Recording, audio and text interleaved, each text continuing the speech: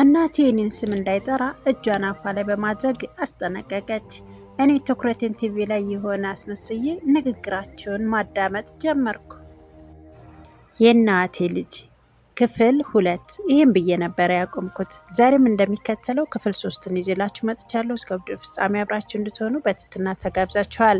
ክቡራንና ክቡራት የዚህ ቻናል አድማጭ ተመልካቾች እንዲሁም በዓለም ዳርቻ ለምትገኙ የሰው ዘር በሙሉ ሰላማችሁ ይብዛል እያልኩኝ እንደተለመደው ታሪኩን አስቀጥለዋለሁ። እስከ ቪዲዮ ፍጻሜ አብራችሁ እንድትሆኑ በአክብሮት ተጠይቃችኋለሁ። ወደ ታሪኩ አመራለሁ። አብራችሁ ሆኑ። አብራችሁ የምቆየው ይፋት መልቲሚዲያ ነኝ። የእናቴ ልጅ ክፍል 3። እናማዬ ሰውየው ያቆኛል ብዬ እንኳን አልገመትኩም። እና ምን አሉ ይመስልሽ?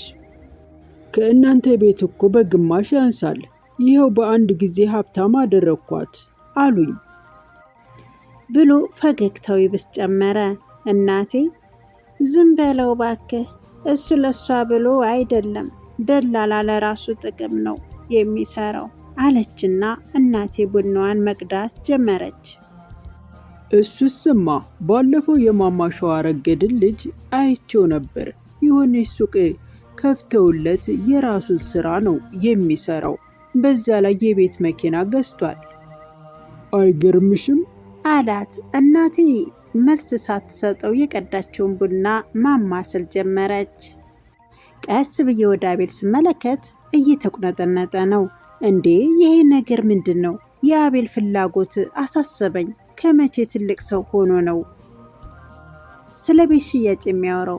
በውስጥ ይሄንን ነው መፍራት አልኩኝ። እናቴ ወደ እኔ ዞራ ቡና ልቅዳልህ አለችኝ። እሺ ግን አልበላሁም አልኳት እየደበረኝ። አቤል የሽሙጥ ሳቅ ሳቀ። እናቴ ከተቀመጠችበት ስትነሳ አቤል ተይ አትነሺማ እኔ ሰጠዋለሁ ብሎ ወደ ክችን ገባ። እናትሽ ብላ ቁጭ አለች።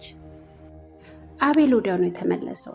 በሳህን ላይ ግማሽ እንጀራ በአንድ አይነት ወጥ አድርጎ አምጥቶ አስቀመጠልኝና ከእናቴ አጠገብ በመቀመጥ የቀደመውን ወሬ ድጋሜ እያሰማመረ ያወራት ጀመር። እናቴ ወሬው የጣማት አይመስለኝም፣ በዝምታ ታዳምጣለች። እኔ ይሄኔ ነው አቤል ፍጹም ሌላ ሰው የመሰለኝ። ለእናት ያዘንኩላት። በሙሉ ልቧ ነው የምትወደው። የእሷ ምርጡና ልዩ ልጇ ነው። የቀን ስራ ከጀመርኩ ቆየው። ይኸው እንዳይለመድ የለም ለመድኩ። እንደ በፊቱ ከመድከም ባለፈ አጠነከረኝ። አሚሮን አሳምኜ ልክ እንደ ስፖርት በመውደድ ሰጥለጥ ብዬ መስራት ጀመርኩ። እናንተዬ ለካ የነገሩ ክብደት ሳይሆን ኑሯችንን የሚያከብድብን የኛው የመቀበል ጉዳይ ነው ወሳኙ። ይኸው አምኜ በመስራቴ ስራ ይበልጥ ጠንካራ ሆኛለሁ። እንደ በፊቱ መጠጣት መቃም ቀርቷል። ግን ትንሽ የከበደኝ የሲጋራው ነገር ነው። ጨርሶ ለማቆም አልቻልኩም። በእርግጥ መጠጡን ከበፊቱ ቀንሻለሁ። በምግብ በኩል ሆድ ለቆብኛል። አብዛኛው ገንዘቤ በምግብ ነው የሚያልቀው። እውነቴን ነው። በዚህ ኑሮ ውድነት መቆጠብ አይታሰብም። ምናልባት ቆጥበህ ጫማ ትገዛ ይሆናል እንጂ ቆጥበህ ቤት አትገዛም። እንኳን ተራ ስራ ሰርተህ ደህና ደሞዝ የሚከፈላቸው እንኳ እኔ ከምገዛው የተሻለ ጫማና ልብስ ቢገዙ እንጂ ሌላ ነገርማ እንጃ። እኔ ግን በገዛ ፈቃዴ ከጡረተኝነት ለመውጣት እየታገልኩ ነው። አቤል ግን ከእናቴ ጋር እንደተጣበቀ ነው። መርካቶም ስትሄድ መከተል ነው። ቤትም ውስጥም አብሮ መንጎዳጎድ ነው። ለራሱ የሚሰጠው ጊዜ ያለ አይመስለኝም። በተቻለው መጠን እየተንከባከባት ነው። የሚገርመኝ ደግሞ ይህን እንድታገለት ይፈልጋል። እናቴን የግሉ አድርጎ ነው የሚቆጥራት። ከኔ ጋር ለማውራት እድሉን አይሰጣት። እሷን ብትሆን ለሱ ያላት ነገር ከመንሰፍሰፍ በላይ ነው። ወቅቱ ዝናባማ ነበርና ብርዱም ውጭ የሚያስመሽ ስላልነበር ትንሽ ጨለም ከማለቱ ነበር ወደ ቤቴ ለመግባት የሰፈሬን መንገድ የተያዝኩት። ህፃናትን ሳይ ኑ ግቡ የሚል የለም። እንዴ ምን ነው የዚህን ያክል ሰው ችልተኛ ሆኗል? በእርግጥ እንደኛ ሰፈር ግቢና ትንሽ የሀብታም ልጅ የሚባሉ ልጆች የሉበትም። ከትንሽ ቤቶች ውስጥ የወጡ ልጆች ናቸው። ቤታቸው አጥር ስለሌለው ሰፈር ውስጥ ከላይ ከታች እያሉ ነው የሚጫወቱት። ቢሆንም ግን ሲመሽ ግቡና አጥኑ የሚል ወላጅ ከሌለ ለነገ ማንነታቸው ከባድ ነው። መብትና ግዴታቸውን የማያውቁ ልጆች ካደጉ በኋላ ልመልስህ ብትለው አትችለውም። ስለ እነሱ እያሰብኩ አንዱ የሰፈራችንን ቅላሴ ጋር ስደርስ ጉዳየው። ምን አትሉም? ወንድሜን ከሴት ጋር ሲነታረክ፣ በዛ ላይ ሕፃን ልጅ ከተሸከመች ልጅ እግር ሴት ጋር። ትንሽ ሸሸግ ብዬ አውቃት እንደሆነ ለማረጋገጥ ሞከርኩ። ጨርሶ አይቻት አላውቅም። በጣም ተቆጥታ ነው የምታወራው። እሱ ደግሞ እየለመናት ነው። ምንድን ነው ጉዳዩ? ቤት ከገባው በጣም ቆየሁ። አቤል ግን አልመጣም። እናቴ በተደጋጋሚ ወጣ እያለች ትመላለሳለች። እንደ ጨነቃት ያስታውቃል። ልጇ እንደ ሲያመሽ የመጀመሪያው ነው።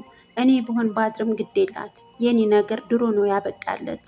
እኔም ብሆን አዜኔቷን አልፈልግም። ምክንያቱም ለዚህ ሁሉ ማገፋት የኔም ድርሻ አለበት። ፍቅሯን ፈልጌ አንዳንዴ በወቅሳትም ስህተቱ የኔም መሆኑ ካወኩ ቆይቻለሁ እና ዛሬ ላይ ዝቅ ብዬ የምሰራው ራሴን ለማስተካከል መወሰኔ ከዛ አንጻራዊ ነው። እናቴ በጣም ሲብስባት ወደ እኔ ዞረች። ስማ፣ ከሌሊቱ 6 ሰዓት ሆኗል። ወንድምህ አልገባም። አንተ ግን እዚህ ተቀምጠሃል። ትንሽ እንኳን አይጨንቅህም? ብላ ፈጠጠችብኝ። ምን ማድረግ እችላለሁ ከመጠበቅ ውጪ? እኔና እሱ እንደሁ ከተራራቀን ቆይተናል። ምን እንደሚያደርግ፣ ምን እንደሚያስብ፣ ከማን ጋር ጓደኛ እንደሆነ አላውቅም። ስለዚህ አዲስ ያመጣው ባህሪም ካለ እንግዲህ ከኔ ይበልጥ የሚቀርበው አንቺን ነው ብያት ፊቴን ወደ ቲቪው መለስኩ። ምን ማለት ነው ብላ ቱጋለች። እንዴ ከአንቺ ጋር ቀን ላይ የተነጋገራችሁት ነገር ካለ አስታውሺ። ወይንም ጓደኛ ካለው ከነሱ ጋር የሚያከብረው ነገር ካለው አይታወቅም። ትልቅ ልጅ ነው። አንዳንዴ የሚያምረው ነገር ሊኖር ይችላል ብዬ ዝም። እናቴ ልትመታኝ የፈለገች መሰለችኝ። ተጠግታ በቁጣ ስታየኝ ቆይታ እሱ እንዳንተ አይደለም፣ ካጠገቤ ተለይቶ አያውቅም፣ ደጁን አያውቀውም። ከመሸ ልጄን አውቀዋለሁ። ይሄን የአንድ ቦታ ተጨንቆ ነው የሚሆነው። ወይኔ ልጄን፣ ተነሳ አሁን አፍህን መክፈት ተውና ፍለጋ እንውጣ ብላ ጎተተችኝ። ወይኔ እናቴ፣ ምን አለ ከዚህ ሁሉ ፍቅርሽ ትንሽ ቀንሳ በሰጠች ብዬ ተመኘው። ወደ በሩ ተጣደፈች። ስስ ልብስ መልበሷን ልብ አልኩ። ለማንኛውም ብዬ ወደ ክፍሌ ገብቼ ወፈር ያለ ጃኬቴን ያስኩላትና ቀድማኝ የግቢውን በር ከፍታ እየወጣች ፍጠን አለችኝ። የቤቱን በር እየዘጋው መጣሁ ከማለቴ እናቴ ስትጮህ ሰማኋት። በፈጣሪ ሰውነቴ ለሁለት የተተረከከ ነበር የመሰለኝ። እናንተ ድንጋጤ ለካ ያስሮጣል። ከመቼው እናቴ አጠገብ እንደደረስኩ እኔ ነኝ የማውቀው። እናቴ ደግማ ግን አልጮኸችም። አካባቢውን በጥንቃቄ እያቃኘች ከቆየች በኋላ በትልቅ ዘንቢል የተቀመጠ ነገር አነሳችና ወደ ግቢ ገብታ በሩን ዘጋች። እኔ እንኳ ከግቢው ውጪ መሆኔን እየዘነጋች ነው የምትመስለው። እናቴ፣ አረ በሩን ክፈችልኝ አልኳት። እና ግባ፣ ይሄ ምን ጉድ ነው ብላ በሩን ከፍታ አስገባችኝ። ወደ ዘንቢሉ እየተጠጋው ምንድን ነው አልኳት። ሕፃን ልጅ ነው አይታይህም አለችኝ። አዎ አየሁት አልኩኝ በድንጋጤ ቃላት እየተጎተትኩ። ጉድፈላ፣ አቤል ሕፃን ልጅ ከታቀፈች ሴት ጋር አይቼው ነበር። ይህንን ለእናንተስ ብነግራችሁ አታምኑኝም። በቃ በታማኟ ልጇ የሚመጣባት ሰው አትፈልግም። እናቴ ለአቤል ያላት ፍቅር ጥልቅ ነው። እንዲህ ነው እንዲያ ነው ብሎ ለእናቴ መናገር ከበደኝ።